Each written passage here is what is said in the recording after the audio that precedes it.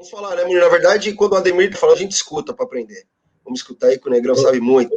O Euler, antes do Muniz me chamar de novo, teve mudança aqui nas categorias de base do Santos, viu? Para tu atualizar a tua fichinha aí. Aliás, eu vou falar, mas eu tenho certeza que você já tinha informação. O Pablo Fernandes, extremamente competente, elogiadíssimo pelo plantel de profissionais do Santos, que deu treino durante 2 dias na semana passada, né? Eu ouvi de 3 jogadores do Santos o seguinte, Euler, Munir e amigos. Foram os melhores treinos do ano. Sinal que o trabalho do português Gesualdo estava maravilhoso, para não dizer o contrário, né? E o Pablo, com a saída da portuguesada, os assistentes do Gesualdo, ele veio com 4 pessoas, é quem dirigia o time B. Então, o Pablo Fernandes, que veio do Bahia, é menino da Vila, foi goleiro, lembro dele aqui, da geração do Gustavo Neri, que era o técnico do 20, foi guindado para o time 23.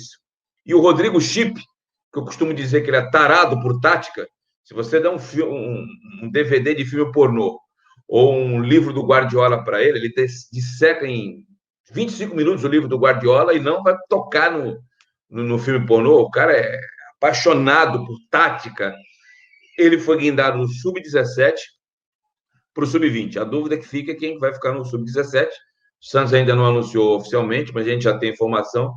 Então, eu tenho certeza que você também já tem, mas não custa a gente, na audiência rotativa, falar aí dessas mudanças que aconteceram na base do Santos. Os 2 técnicos aí, esses 2 aí, eu garanto para vocês que são 2 grandes nomes que estão a serviço do Santos e que vieram com o Jorge Andrade nas mudanças que o Santos fez no final do ano passado. Bom, vocês viram aí que o papo vai ser bom, ó, já tem gente mandando mensagem. Primeiro Pelé, segundo Ademir Quintino e terceiro Robinho. Então, bom, vamos lá, gente. Mandem perguntas aqui que a gente vai falar com o Ademir. Bom, a gente montou um relatório algumas semanas atrás sobre as eleições nos clubes, esses clubes que eu falei que vão passar por eleições nessa virada de ano. E o Santos é um deles. A gente vai mostrar aqui a página do Santos, está lá no nosso site também, pluriconsultoria.com.br. Vocês baixem o PDF e acompanhem com a gente. Eu vou colocar aqui na tela e vou pedir, Ademir, para você falar um pouco depois sobre quem é quem desses possíveis candidatos aí do Santos. Okay. Tá aí só para apresentar. Bom, o atual presidente santista sabe, José Carlos Pérez, né?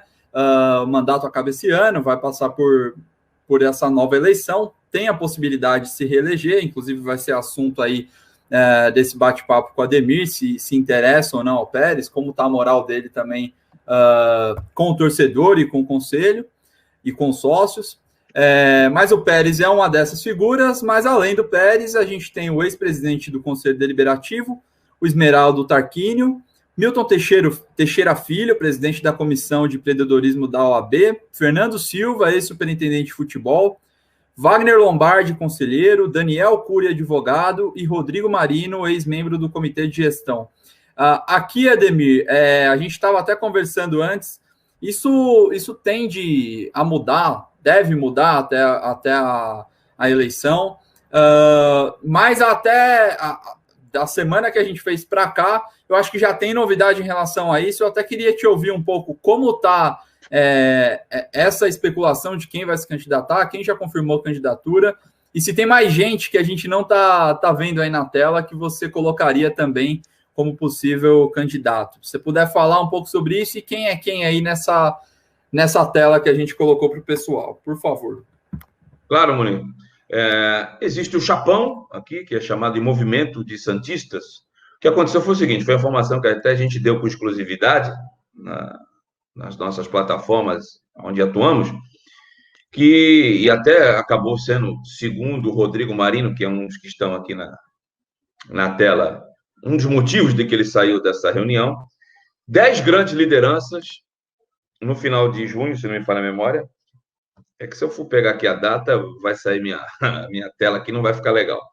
Mas 10 grandes lideranças do Santos se reuniram por videoconferência. Vou tentar lembrar o nome de todas, tá?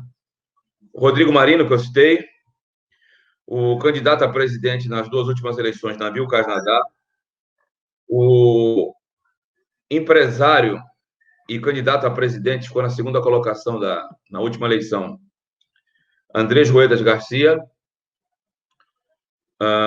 o atual presidente do Conselho Deliberativo e 6 vezes presidente do Santos, Marcelo Perillo Teixeira, o seu filho, Marcelinho Teixeira, pessoal que fazia parte do Grupo Guia, Walter Schalka, José Berenguer, deixa eu ver quem mais está, Vassimon, e tá faltando um aí, cara. E o Celso Jatene, vereador e secretário municipal da capital paulistana, vereador pelo PTB. Eram 10, saiu Marino 9. Eu estou esquecendo de algum, daqui a pouco eu lembro. E o José Renato Quaresma, pronto, tem os 10. José Renato Quaresma. Essas 10 lideranças, com a bandeira de que o Santos, por estar passando um momento periclitante, para não falar outra coisa, de situação financeira nada agradável, iriam se reunir. Alguns nomes se colocaram à disposição para ser candidato a presidente, outros não desejavam, e eles prometem futuramente lançar um candidato. Eu tenho minhas dúvidas se esse grupo chamado de Movimento de Santistas, e que é chamado pejorativamente pela oposição de Chapão ou Plucti-Placti-Zum, não vai a lugar nenhum. Não sou eu que estou falando isso, hein? PVC escreveu semana passada um artigo e usou esse termo. E aí pegou, né? Sabe que é aquela história do apelido. É quando tu não gosta, pega. Então, deve ser mais ou menos por aí.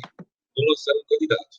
Desses 10 nomes, o Rodrigo Marino ficou chateado com o vazamento da informação. Segundo o Rodrigo Marino, numa entrevista que me concedeu, depois de bastante insistência, ele não queria dar entrevista, depois de insistir muito, ele acabou dando entrevista.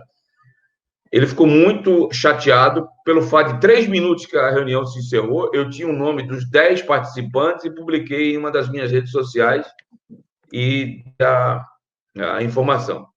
Passado mais uns 10, 15 minutos, um dos participantes da reunião, o candidato a presidente por 2 vezes, Nabil Kasnadar, que agora diz que não é mais candidato, fez um vídeo falando dessa união, Movimento de Santistas. E mais recentemente, eu recebi um material de um assessor de imprensa, creio eu que ligado a esse grupo, explicando o que era o movimento, porque cada um falava uma coisa, muita gente falando que o vice-presidente Orlando Rolo estava no Chapão, não estava no Chapão, e um candidato dizia que um dos membros desse movimento dizia que o Rolo estava, outro dizia que não estava, cada um estava remando para um lugar. E aí eu acho que eles profissionalizaram a coisa, contrataram um assessor, e aí saiu uma nota. Então, desses 10 nomes, o Rodrigo Marino, 2 dias depois, largou o Chapão. Continua com vida solo, como você colocou aí na arte. Desculpa estar sendo prolixo, mas acho que é para quem não conhece o bastidor do Santos. Não, fica à vontade. Então, ficaram 9. Desses 9, 3 colocaram o nome à disposição para presidente. São eles: o vereador e secretário municipal de esportes da cidade de São Paulo, e 5 vezes vereador, ininterruptamente, Celso Jatene, o empresário do ramo de uma empresa de segurança, José Renato Quaresma, que foi candidato a vice-presidente da última eleição do Andrés Rueda Garcia, que foi membro do comitê de gestão na gestão Modesto Roma, e que saiu por ter batido de frente com o ex-mandatário. O Santos ia contratar novamente Oswaldo de Oliveira, e o José Renato Quaresma bateu de frente e falou: não, esse não vai, esse aqui não deu certo. Tem que trazer o Dorival Júnior. Trouxeram o Dorival Júnior, mas o Quaresma saiu. Tanto que em 2015 o Santos fez uma maravilhosa campanha na Copa do Brasil, foi campeão estadual com o Dorival, que ficou até 2017. Era para ficar até o final do ano. Foi demitido no final não, durante o primeiro semestre. E o terceiro nome é o do próprio Andrés Rueda Garcia, que foi um dos maiores incentivadores desse movimento, da criação desse movimento de santistas. O Andrés Rueda usava outro termo, nem Pluncti-Placti-Zum, nem Chapão e nem movimento de santistas. O Andrés Rueda chamava o movimento de pacificação. Só que esse movimento está sendo extremamente criticado por aqueles que transitam na política do Santos, pois é como se você tivesse, nesse mesmo conteúdo, representantes do PT e representantes da direita do Brasil. Ou seja, pessoas que pensam a forma de gestão diferentes e que, segundo essa nota enviada pela assessoria, eles estavam desprovidos de vaidade por um bem comum, o Santos Futebol Clube. Mas, por exemplo, eu fiquei extremamente surpreso, porque eu jamais imaginei ver pessoas do Grupo Guia junto com o presidente Marcelo Teixeira. Elas provocaram uma das eleições mais acirradas que nós tivemos do Santos em 2009. É como você juntar água e óleo.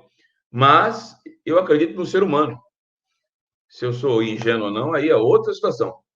E, segundo eles, tudo em nome do Santos, que está com problemas na FIFA, 3 a 4 casos de jogadores que o Santos não pagou. Tem um caso de um jogador, que é o Felipe Aguilar. O Santos já vendeu 50% dos direitos econômicos para o Atlético Paranaense, mas não pagou o dono, que é o Atlético Nacional Medellín. Então, o Andrés Ruedas Garcia, que é outro empresário também, que parece que vendeu suas empresas, está residindo em Santos, cuida do presidente Marcelo Teixeira. Esses 3 nomes, desses 3 vai sair um: Celso Jatene, Andrés Rueda e José Renato Quaresma. Além desses, tem outros 2 nomes que não foram citados aí por você nessa coluna. Eu acredito, são nomes que são ventilados aqui. Um é do conselheiro e ex-gerente do futebol feminino, Murilo Barleta, foi vereador na cidade de Santos, inclusive. E o outro nome, ele não confirma, mas pode ser que ele diz que não vai se unir ao Chapão. E eu acredito que essa candidatura possa ser amadurecida e construída, que é o do também empresário do ramo farmacêutico e hoje embaixador de São Paulo, é o homem que cuida da Embaixada de São Paulo, Ricardo Augustinho. Além dos nomes que você citou, eu citaria esses 5 com mais 3 candidaturas. Para quem, no final dos anos 90, procura ser presidente, e teve até um presidente corintiano, que era o Manuel das Tintas, o Manuel do Santos Sá, o Santos apresenta aí, com os nomes que você citou, o presidente José Carlos Pérez ainda não se manifestou se será candidato. Ele disse uma hora que não vai, aí depois ele disse que vai, e depois voltou dizendo que não vai ser candidato à reeleição. Eu, particularmente, acho que não vai. Mas não sei se ele vai colocar alguém da sua confiança, do seu comitê de gestão à disposição para ser candidato. Então, desses 5 nomes que eu acabei de citar, temos 3. E tem a mais atualista aí, que são 6, é isso? Tirando o presidente, Muniz, são mais 6 nomes? Tem 7 aqui. 7 com o presidente, ou sem o presidente? Não, 6 mais o Pérez. 6 fora o Pérez. 6 com 3, 9. Para quem não tinha pretenso, procura-se um presidente. Quem quer ser presidente nos anos 90? E o estatuto, que foi alterado em 2011, permite isso. 9 pré-candidatos não está ruim, não. Eu só para explicar do estatuto. Com a mudança do estatuto, existe a proporcionalidade no Conselho Deliberativo. Os conselheiros são eleitos da seguinte forma aqui no Santos. Tem um candidato a presidente, o candidato a vice, e mais 240 nomes. Conforme a votação dessa chapa, tantos por cento do conselho é da chapa vencedora, mais X% da segunda chapa, mais X% da terceira chapa. Ou seja, existem 3 correntes aí que acabam formando o Conselho Deliberativo. Isso propicia que alguns pré-candidatos, que sabem que não tem chance de vencer o pleito, mas eles podem conseguir cadeiras do Conselho Deliberativo.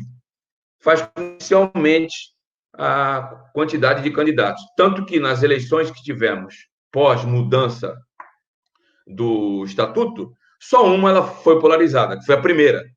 O Estatuto foi mudado em 2011. No final do mesmo ano, tivemos a eleição polarizada entre Luiz Álvaro de Oliveira Ribeiro Laô e o Reinaldo Guerreiro. Ganhou o Laô, não tinha como, tinha ganho 6 títulos em 2 anos, acho que não ia dar ele.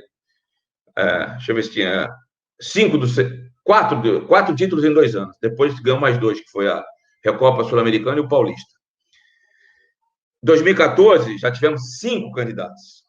Em 2017, a última eleição, tivemos 4 candidatos. Eu, particularmente, acho que não teremos menos que 4 candidatos. E tem aqueles, né, que vendem dificuldade para colher facilidade, ou para tentar ser vice de alguém, ou para conseguir aí um acordo para que a chapa, sendo vencedora, ele possa ser candidato à presidência do Conselho.